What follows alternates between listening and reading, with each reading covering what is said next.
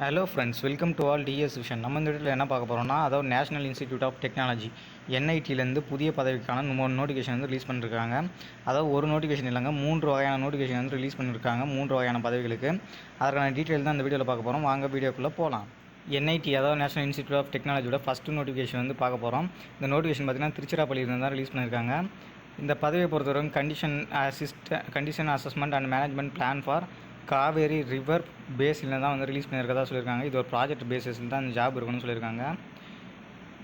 இந்த ப்ராஜெக்டோட பொசிஷன் என்னன்னு பார்த்தீங்கன்னா ஹெல்ப்பர் பொசிஷன் தான் இருக்குன்னு சொல்லியிருக்காங்க. நம்பர் ஆஃப் வேகன்சி பார்த்தீங்கன்னா ஒரு வேகன்சி இருக்குது. எசென்ஷியல் குவாலிஃபிகேஷன் பொறுத்தவரைக்கும் 12th அல்லது ஐடிஐ வந்து படிச்சிருந்தால் ஓகேன்றாங்க. டிசரபிள் பார்த்தீங்கன்னா 3 years வந்து ரிலவெண்ட் எக்ஸ்பீரியன்ஸ் இருந்தாலும் ஓகேன்றாங்க.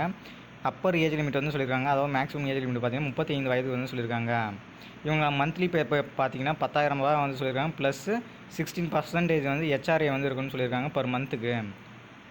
டியூரேஷன் பார்த்திங்கன்னா 1 year வரைக்கும் தான் இருக்கும். அதாவது இந்த ப்ராஜெக்ட் வந்து கம்ப்ளீட் ஆகிற வரைக்கும் தான் வந்து இந்த ஒர்க் வந்து சொல்லியிருக்காங்க. ஃபர்தராக வந்து எக்ஸ்டெண்ட் வந்து 2 years வந்து இருக்கணும்னு சொல்லியிருக்காங்க. ஜாப் டிஸ்கிரிப்ஷனை பொறுத்த வரைக்கும் அசிஸ்டிங் இதுதான் ஃபீல்டில் வந்து ஒர்க் பண்ணுறதுக்கு வந்து ஹெல்ப் பண்ண வேண்டிய ஃபீல்டாக இருக்கும். அப்புறம் ஆஃபீஸு, லேப்ஸ் அண்ட் சென்டர்ஸை வந்து மெயின்டைன் பண்ண வேண்டியதாக இருக்கும்.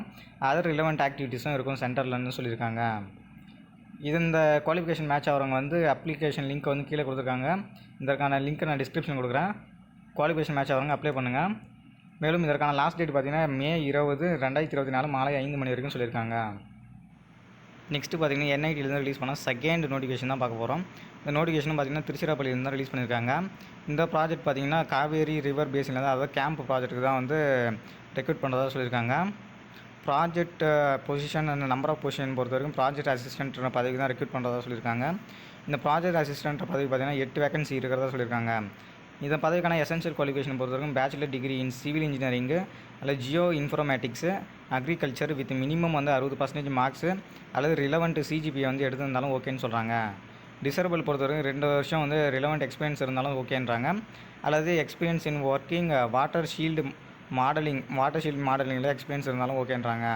இதற்கான அப்பர் ஏஜ் லிமிட், அதாவது மேக்ஸிமம் ஏஜ் லிமிட் பார்த்தீங்கன்னா 35 வயது வந்து சொல்லியிருக்காங்க. இவங்களுக்கான மந்த்லி பே பார்த்தீங்கன்னா 20,000 சொல்லியிருக்காங்க. ப்ளஸ் 16% வந்து ஹெச்ஆர்ஏ இருக்குன்னு சொல்லியிருக்காங்க. இந்த ஒர்க்குக்கான டியூரேஷன் பொறுத்தவரைக்கும் 1 year இருக்கும். ஃபர்தராக வந்து 2 years வந்து எக்ஸ்டெண்ட் பண்ணிக்கலாம்னு சொல்கிறாங்க. ஜாப் டிஸ்கிரிப்ஷனும் கொடுத்துருக்காங்க, செக் பண்ணி பாருங்கள். இதற்கான அப்ளிகேஷன் லிங்க் லாஸ்ட் டேட் பார்த்தீங்கன்னா 20 May 2024 மாலை 5 மணி வரைக்கும் சொல்லியிருக்காங்க. இதற்கான அப்ளிகேஷன் லிங்க்கும் நான் டிஸ்கிரிப்ஷன் கொடுக்குறேன், செக் பண்ணி பாருங்கள்.